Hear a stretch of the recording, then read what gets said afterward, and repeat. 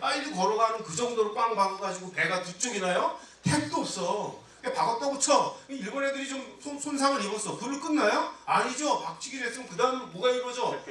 백병전 넘어지는 거예요. 우리 백병전 하면 된다 그랬어? 안 된다 그랬어? 근데 우리가 왜 갖다 배를 대주냐고. 이게 말이 안 되는 얘기라고 이것도. 무슨 거북선이 무슨 충돌용이야? 충돌용 돌격선이 아니에요. 근접 포경용 돌격선이에요. 여러분 오늘 저 잘 만나셨어요. 네, 제가 이거 아무리 해봐도 그 영화 감독들이 엉터리를 해놓으면 또 다 걸리 가더라고. 나한테로 안 오고. 자, 이런 거잖아요. 이런 거. 근데 전쟁은 과학이에요. 거북선을 보면 이순신 장군님의 이 기본적인 어떤 그 이 시야가 그대로 들어와요. 왜 돌격했다고요? 여러분 전쟁에서 승리하려면 이렇게 하면 이겨요. 나의 장점은, 아군의 장점은 극대화시키고 적군의 장점은 무력화시키면 이기는 거예요. 거북선 왜 돌격한다고요? 우리의 장점인 포의 명중률 높이려고 근접하는 거예요. 뚜껑을 내다 pus다고요 그럼?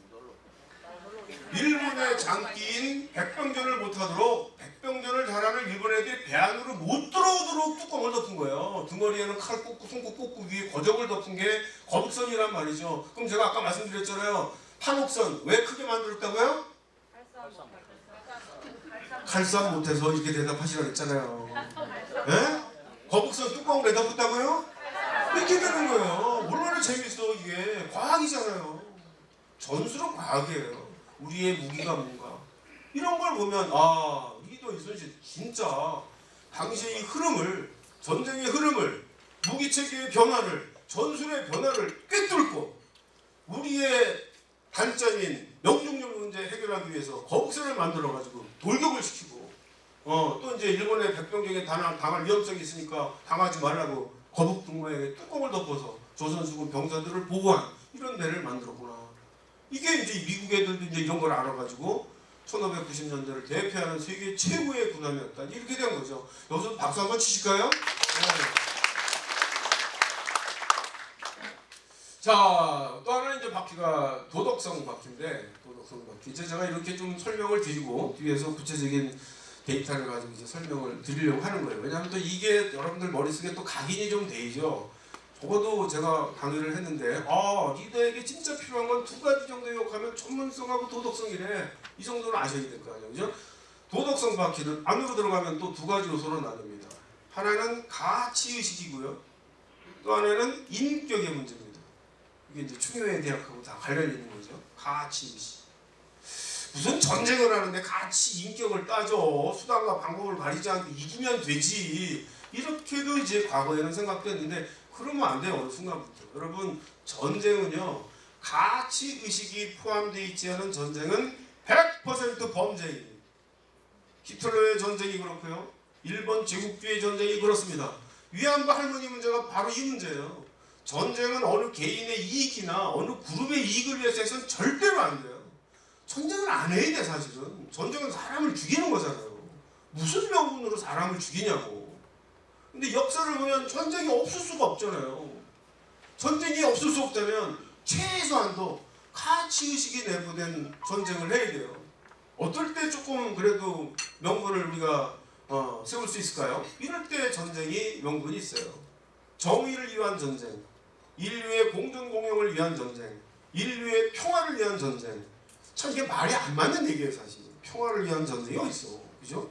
그러나 그럼에도 불구하고 그런 가치의식을 가지고 전쟁을 수행해야 된단 말이죠. 이순신에게 있어서 임진왜란은 어떤 전쟁이었을까요? 이순신에게 있어서 임진왜란은 정의의 전쟁이었습니다.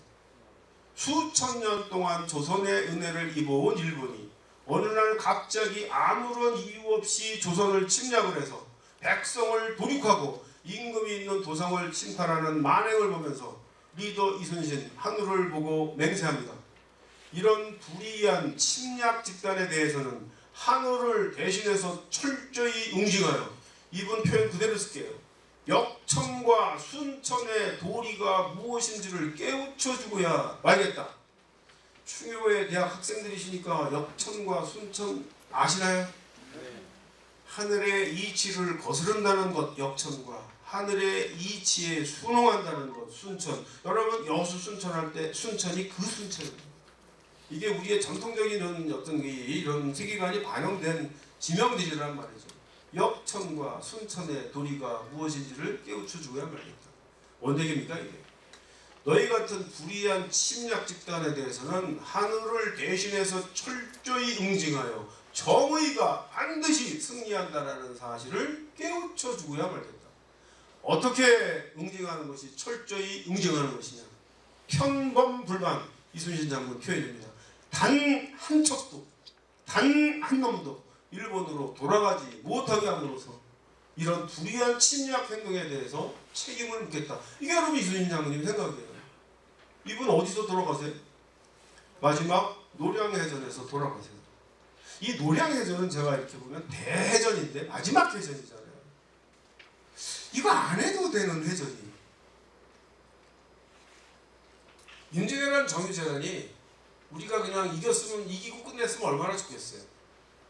이게 끝나지는 게 명나라가 와가지고 열심히 싸워가지고 뭐 물리쳐가지고 끝난 게 아니라 좀 창피하지만 전쟁을 일으킨 도요토미 히데요시가 1598년 8월달에 병으로 죽어요. 그래서 내부적으로 철군 명령이 내려지는 거예요. 이 당시 울산부터 순천까지 남해 연안에 외성을 쌓고 쭉 이제 포진해 있었다고요. 조명 연합군하고 이제 대치하고 있었는데 철군 명령이 내려지니까 다 돌아가요. 일본 지휘관들이 명나라 지휘관들한테 뇌물 주고 다 해가지고 우리 이제 전쟁 안 하고 본토로 돌아갈 테니까 길을 열어주시오. 다 열어줍니다. 다 열어줘요. 다 가요. 아무 저항 받지 않고. 그런데 한 부대 순천에 있는 여수 순천에 있는 소서행장 부대만 조명수군 연합군이 퇴로를 막아요. 이때 명나라 수군 지휘관 진린도독 다 하시잖아요. 이 양반도 뇌물 받고 자꾸만 열어주려고 그래. 아니 간내는데 그걸 왜 막고 싸우냐고. 아 병고배도 집에 돌아가는 놈은 절대로 막지 말라고 그래요. 왜 그럴까요? 집에 돌아가는 부대는 막지 말라고 그런다고. 그걸 막으면 어떻게 돼요? 그걸 뚫으려고 그러는 그놈은 이걸 뚫어야 집에 가기 때문에 죽지를 말고 하고 싸운다는 거야. 이런 부대를 가로막는다는 거는 우리도 50% 이상 죽을 각오를 하고 대비 들어야 되는 거예요. 명나라 애들이 남의 나라에 와가지고 뭐하러 그렇게 하겠습니까? 입장 바꿔놓고 보면. 그래야 안 그래요? 예, 이 명나라 진린도독도 이제 자꾸만 이제 뺐는데 결국은 이순신 이분은 훌륭한 분이에요. 처음에는 뭐 옥신각신 하다가 이순신 장군님이 설득하고 막 이렇게 압력도 놓고 해가지고 나중에는 이분이 정신 차려가지고 이분이 선언을 해요. 그 당시 이제 순천 육지 쪽에 보면 유정이라고 하는 이제 지상군 명나라 장수가 14,000명 거느리고 이제 포위하고 있었는데 그거 진짜로 싸웠으면 다 잡을 수 있었어요. 안 싸워. 그런 이유입니다. 성 안에 있는 놈을 이거를 공성을 해가지고서는 뺏으려고 그러면 절반 이상이 죽어야 돼. 승리가 뭐가 그렇게 중요해요? 그 과정에서 자기 병사들 절반 이상이 죽는데 절반 이상이 죽고도 성을 못 뺏으면 이거 망하는 거예요 이게 지금. 이런 문제가 그 당시에 있었다고요. 그럼에도 불구하고 이 수군 진린도독은 이순신과 의기투합해요. 나는 순천의 귀신이 될 망정 의리상 척을 놓아 보낼 수 없다. 이순신 장군한테도 뇌물 줍니다. 소대행장이. 우리 돌아갈 테니까 제발 길을 비켜달라. 택도 없는 소리 하지 말라고. 올 때는 네 발 맞지만 갈 때는 절대로 네 발로 못 간다. 니네들이 와가지고 7년 동안 저지른 범죄 행위가 그 얼만데 단 한 척도 단 한 놈도 일본으로 돌아가지 못하게 함으로써 7년 동안 저지른 범죄 행위에 대해서 책임을 묻겠다. 하늘을 대신해서. 이렇게 벌어진 해전이 노량해전이고요. 승기를 다 잡아놓은 새벽에 적의 조충현 탄환을 맞으셔가지고 전사하시잖아요. 저는 이 마지막 노량해전을 정의가 승리하는 역사를 만들어야 한다는 이순신의 가치의식이 반영된 위대한 해전이다. 저는 그렇게 평가합니다. 그래서 이순신 장군님은 단순한 싸움자라는 유능한 리더를 넘어 그야말로 인류의 보편적 가치를 지키고자 했던 위대한 리더의 반열에 올라가실 수 있는 게 아닌가. 저는 그렇게 설명을 하고요. 또 하나 도덕성 밖에 이제 마지막 요소가 인격의 문제입니다. 인격이 뭐 밥 먹여주냐 인격이 밥 먹어주는 사회를 만들어야 돼요. 인격이 경쟁력 되는 사회를 만들어야 돼요. 이순신 장군 주변에는 사람들이 모여들어요. 기라성 같은 역량을 지닌 지휘관들이 모여들고요, 참모들이 모여들고요, 의병들이 모여들고요, 스님들, 승병들이 모여들고요, 백성들이 모여들어요. 리더 원군 주변에 모든 사람들이 흩어져요. 리더십에서 굉장히 중요한 겁니다. 리더의 역할이 뭐냐? 구성원들의 모든 역량을 통합시켜야 되잖아요. 통합시키는 리더가 있는 반면에 통합은커녕 이거 그냥 모래알처럼 흩트리는 리더가 있단 말이죠. 자, 여기서 이제 우리 인격의 문제죠. 왜 여러 가지 어떻게 이런 차이가 이런 일이 벌어졌을까? 여러 가지가 있겠지만 제가 볼 때는 자기 자신의 이익을 넘어 진정 나라와 백성을 사랑하는 이순신 장군의 고결한 인격에 감화되었기 때문입니다. 여러분, 리더십의 최고봉은 인격 감화형 리더십입니다. 어찌 보면 나라와 백성을 진정 사랑하는 이순신의 고결한 인격이 중심이 되어서 조선의 민, 관, 군의 전투 역량을 통합시키는 그 중심에 위대한 리더 이순신의 인격이 있었다. 인격이 나라를 구했다. 이렇게 설명할 수도 있지 않을까 그런 생각을 해봤습니다. 여러분, 전문성 바퀴와 도덕성 바퀴 기억하셨으면 좋겠어요. 자, 전문성 바퀴의 직무지식, 이겨놓고 싸울 수 있도록 직무지식에 정통한 실력 있는 리더가 되라, 이걸 말씀드렸는데 제가 뭐 책 한 권을 썼어요. 어떻게 우세한 상황을 만들어 놓고 싸우는가. 이거 그냥 뭐 한두 마디로 할 수 있는 건 아니잖아요. 자, 다른 해전은 문제가 안 되는데 명량해전 여러분들한테 설명을 드리도록 할게요. 이순신 장군님은 언제나 우세한 상황을 만들어 놓고 싸웠다, 이렇게 제가 말씀을 드렸잖아요. 그럼 여러분들이 저한테 뭐라고 질문을 하셔야 돼요. 그럼 앞에 있는 저 소장님 설명해 보세요. 명량해전 13대 133, 우리가 절대 열세인데 어떻게 이런 상황에서 우세한 상황을 만들어 놓고 싸웠다는 겁니까? 이게 중요하잖아요. 이렇게 싸웠어요. 당시 이 명량해전 직전에 하루 전 이렇게 해가지고 일본의 함선 133척이 쫙 들어옵니다. 이때 조선수군은 전라우 수영에 딱 13척이 기다리고 있었어요. 쳐들어온다는 정보 보고를 듣고 출동을 해서 명량의 좁은 물목 앞에 13척이 포진합니다. 가로막고. 그러면 133척이 들어와요. 우리 13척입니다. 13대 133. 단순하게 보면 절대 열세죠. 자, 그런데 명량의 물목이 좁아요. 여기에 포인트가 있는 거예요. 좁아서 한꺼번에 와가지고 우리를 에워쌀 수가 없어요. 여기를 통과하려면 어떻게 돼요? 5열 내지 6열 종대로 와야 돼. 종대로 와야 돼. 이거를 13척이 딱 막으면 전체적으로는 13대 133이지만 전투가 벌어지는 맨 앞에는 이론적으로 13대 5나 13대 6으로 전투가 벌어지는 맨 앞에는 수적으로도 우리가 우세한 상황을 만들 수 있다. 이게 여러분 명량해전 승리 요인의 1번이에요. 이렇게 절대 열세의 상황에서는 명량의 좁은 물목이라고 하는 지리적인 이점을 활용해서 최초 13대 133을 실제 나중에 보면 이 가운데 이제 조리가 어느 정도 흐르니까 쭉 밀려가지고 선두에 있는 31척이 우리 13척을 에워싸고 여기 입구에서 해전이 벌어져요. 13대 31척이 44척이 여기서 해전이 벌어져요. 그러면 궁금하잖아요. 얘네들이 133척이 들어왔는데 31척이 해전에 참여했으면 나머지 100여 척은 지금 어디 있는 거예요? 어디 있긴요? 저 뒤에 있어요. 못 나와. 멀뚱멀뚱 기다리고 있는 거예요. 내 순서 문제 오나 31척 깨지면 31척이 또 들어올 거예요. 이 해역은 좁아서 31척 이상은 참여할 수가 없어. 이게 기가 막힌 거예요. 이 명량의 좁은 이 해역은 13척밖에 안 되는 조선수군에게는 가장 효율적인, 133척이나 되는 일본 수군에게는 가장 비효율적인 해전 장소예요. 남중일기에 보면 한나절 싸워요. 13척과 31척이. 31척 모조리 격파합니다.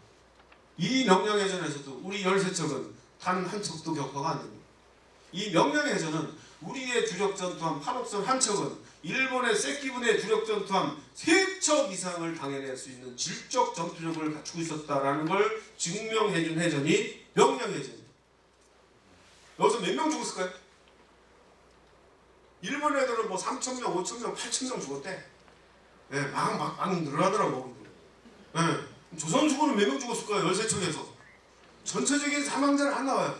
근데 천만다행으로 이순신 장군 통제사 이순신 장군이 직접 타고 지휘했던 통제사 배에 전사자와 부상자 숫자가 일기 기록돼 있어요. 전사자 2명, 부상자 3명. 여러분 좀 허탈하지 않아요? 영화에서 막 시원하게 막 백병전 멀어지고 막 어마어마하게 싸우는데 어떻게 2명밖에 안 죽어 우리는? 어떻게 3명밖에 부상을 안 입어? 왜 2명은 죽고 3명은 부상당했을까? 그것도 써놨어요 이분이. 조총의 탄환을 맞아서 백병전이 있었다는 거 없었다는 거예요. 이게 기가 막힌 포인트예요 이게. 그러니까 이 영화 감독들이 만드는 영화는 난 아무리 봐도 저게 전부 엉터리 같아요. 제 강의를 들으시면 또 김한민 감독도 한산에서 또 만든다 그러는데 제발 그 거북선이 빡치기만 안 했으면 좋겠는데 아마 빡치기 나올 것 같아. 자, 혁신정량 제가 이제 말씀을 드렸죠. 그래서 기본적으로 이제 우리가 거북선에 대해서 굉장히 신비스러운 생각들을 많이 하고 있는데 이 논리적으로 이론적으로 굉장히 간단해요. 거북선은 새로운 함선이 아니라 기본적인 몸체가 선체가 판옥선이에요. 판옥선 위에 뚜껑을 덮은 거예요. 왜 덮었다고요? 활산 못했어요. 왜 갑자기 갔다고요? 포의 명중률 문제 해결하려고. 논량에서 설명드렸고요. 고결한 인격. 나를 넘어 국가 공동체를 앞세우는 고결한 인격을 갖춰라. 그래서 우리가 이순신 장군님 존경하는 게 이제 크게 2가지죠. 모든 해전을 승리로 이끌고로 인해서 어떤 전세를 반전시키고 그런 전장에서의 어떤 효율성, 군사적인 필요성 이 부분이 하나가 있고 마지막 노량해전에서 12시가 밤 12시에 그 배전에 올라가가지고 손 씻고 하늘에 기도를 하세요. 차수 약재면 사직무감이라 이 원수 모조리 무찌를 수만 있다면 내 한 몸 이제 여기서 죽는다 해도 여한이 없겠나이다. 이게 기가 막힌 거죠. 이 부분이 이제 우리가 이분이 영원한 우리 민족의 사표가 되는 그런 부분이죠. 리더는 뭐 조금 손해를 봐도 이게 대단한 건데 희생과 봉사를 해도 대단한 건데 하나밖에 없는 몸을 누구를 위해서? 나라를 위해서 바친 거잖아요. 이 부분은 누구도 뭐 흉내낼 수 없는 게 아닐까. 고결한 인격은 나를 넘어 우리를 중심으로 행동하려는 인간 고유의 품격이다. 어느 사회든 마찬가지입니다. 서양이든 동양이든 한국이든 미국이든 기본적으로 어떤 조직이 어떤 나라가 좋은 나라, 행복한 나라가 되려면 구성원 중에 나를 넘어 우리를 생각하는 사람이 많아야 돼요. 회사 하시는 분들 많이 계실 건데 그 회사 구성원들이 과연 우리 회사 자체를 자기 몸처럼 생각하는 사람이 과연 몇 명이나 있을까? 이런 부분들이 뭐 회사의 효율성이나 행복한 어떤 조직이나 사회의 나라를 만드는 데 있어서 중요한 문제가 아닐까 그런 생각을 해봤고요. 아까도 말씀드렸지만 이순신 장군 주변에는 사람들이 꼬여. 일기를 보면 매일 와, 매일 와서 밥 먹고 매일 술 먹고 매일 활 쏘고 그런 어떤 인적인 네트워크가 너무너무 강한 거예요. 이거를 그래서 제가 이렇게 도표로 그려본 거예요. 표로. 네. 전쟁을 혼자 하는 게 아니잖아요. 이순신 장군님이 검증을 뭐 만들었다고 그러는데 이분이 뭐 배를 만드는 기술자가 아니잖아요. 뭐 포를 어떻게 만들어? 쇠를 어떻게 다뤄? 화약을 어떻게 만들어? 이분은 지휘관이잖아. 개념만 제시를 하는 거죠. 그걸 구현하는 것은 밑에 있는 전문가들이에요. 배 만드는 전문가, 포 만드는 전문가, 화약 만드는 전문가, 정보 전문가, 분량 조달하는 전문가 이런 사람들이 없으면 안 돼요. 이런 사람들이 다 와가지고 이순신과 함께 있을 때는 자기 역량을 마음껏 발휘하는 거예요. 리더 원균과 함께 있을 때 다 끝났나요? 칠천장 해전에는 나중에 기록을 보면 싸운 놈이 없대. 다 도망가고. 어떻게 이순신과 함께 있을 때는 죽기를 각오하고 싸웠던 그 조선의 병사들이 리더 하나 바뀌었다고 그렇게 모래알처럼 흩어지냔 말이죠. 이거 생각해 봐야 되죠. 이 핵심이 뭐냐고요? 인격의 문제입니다. 다 알아요. 저 리더가 도대체 자신을 위한 건지 나라와 백성을 위한 그런 건지 다 알잖아요. 거기에 감화되는 거죠. 자, 결론은 이제 전문성과 도덕성을 겸비한 리더가 되자. 누구처럼? 이순신처럼. 그죠? 이제 이걸로 이제 제가 결론을 맺어야 되는데 이순신 생태계 이것도 좀 생소한 표현 아니에요? 네, 이것도 제가 이제 좀 역사를 좀 한번 생각해 보시자고 하는 거예요. 제가 상한생도 시절부터 또는 그 더 어렸던 시절부터 위인전을 통해서 이순신 장군님을 쭉 접했어요. 거기에 보면 이순신 장군님은 원리 원칙주의자시고요. 불의와 타협하지 않았고요. 그야말로 꼬장꼬장한 분이었어요. 근데 제가 해군사관학교를 나오고 해군 장교를 하면서 어떤 생각이 들었냐면요. 아니 그 당시는 맨날 뭐 동인이다 서인이다 당파 싸움이 난무하고 음모가 난무하고 엉망진창인 사회라고 우리가 배웠는데 이 양반처럼 원리 원칙을 고수하고 불의와 타협하지 않고 직속 상관이라 하더라도 원리 어긋나면 그냥 막 맞대미질하고 삿대질하고 대들고 이런 이순신 장군이 어떻게 도태되지 않고, 물론 우리 머릿속에 뭐 있어요? 3번의 파직, 2번의 백의종군이라고 하는 시련의 관리 생활을 한 것은 맞지만 그럼에도 불구하고 궁극적으로 발탁되어서 전라좌도수군 절도사, 해군소장, 함대사령관, 상도수군 통제사 그러면 여러분 결국은 요즘 따지면 해군 참모총장이란 말이에요. 무장으로서 올라갈 수 있는 최고의 직책까지 올라갔을까? 어떻게 도태되지 않고. 이게 제 퀘이션 마크예요. 그럼 제가 이제 여러분들한테 한번 이렇게 물어봐요. 이순신 장군님 출세하신 분이에요? 부루한 분이에요? 자, 이제까지 우리의 어떤 그 이 머릿속에는 백의종군 이 파직 선조의 갈등 등등등 나와가지고 불우한이라는 게 뭐예요? 때를 못 만났다라는 건데 이분이 왜 때를 못 만났냐고요. 22년 동안 관직 생활하면서 해군 소장 정삼품 당상관 이상을 여러분 8년 동안 하는 거예요. 해군 참모총장을 5년 동안 하는 거예요. 이분이 때를 못 만났나요? 제가 볼 때는 이분은 자기 역량 120%다 발휘하시고 마지막 전쟁에서 군인으로서는 가장 명예스러운 마지막 전투에서 승리를 잡아놓고 그야말로 전사함으로 인해서 민족의 별이 됐잖아요.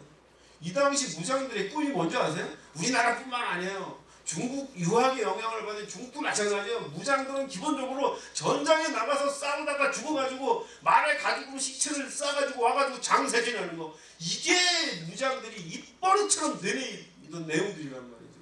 근데 이런 거 모르고 뭐 이순신 장군님이 이 원수부지를 뭐 이렇게 했다니까 뭐 자살했네 어떻네 이런 얘기가 막 나오는 것도 사실은 웃기는 얘기죠. 이분 제가 볼 때는 출세하신 분이에요. 이분의 좌우명 제가 한번 읽어볼게요. 장부가 세상에 태어나서, 여성분들 계시니까, 여장부가 세상에 태어나서 나라에 쓰이게 되면 죽기로 일할 것이요 쓰이지 못하면 들에서 농사 짓는 것으로 만족할 것이다. 권세 있는 곳에 아첨하여 한때의 부귀영화를 훔치는 것 같은 것은 내가 제일 부끄럽게 여기는 것이다.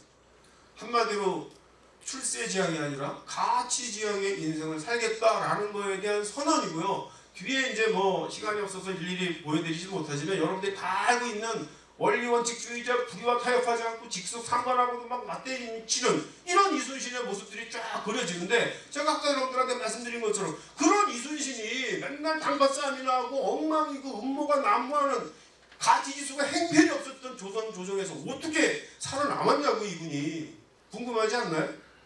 저한테는 좋은 화살통이 있었던 거예요. 가문 대대손손 내려오는. 당시 정승유전이라는 사람이 이순신이 좋은 화살통을 갖고 있다는 소문을 듣고 그게 탐이 났어. 그래가지고 저걸 언제 달라고 해야 되는데 하루는 훈련을 해서 함께 활을 쏠 수 있는 기회가 생겼어요. 정승유전이 넌지시 이순신 장군에게 그 화살통 나한테 좀 줄 수 없나? 저 같았으면 아이고 가져가세요. 이렇게 했을 텐데 이분 뭐라고 그래요? 화살통을 드리는 것은 어렵지 않으나 남들이 대감이 저에게 받은 것을 어떻다 할 것이며 소인이 바치는 것을 어떻다 하오리까. 화살통 하나로 대감과 소인이 함께 더러운 지탄을 받게 되는 것이 미안할 따름입니다. 대단하죠 이 논리. 이거는 뭐 이게 누구와의 대화인가 하면 요즘으로 따지면 국무총리와 해군 중위와의 대화예요. 이게 조선이에요. 대한민국 이거 안 돼요. 지금도 안 돼요.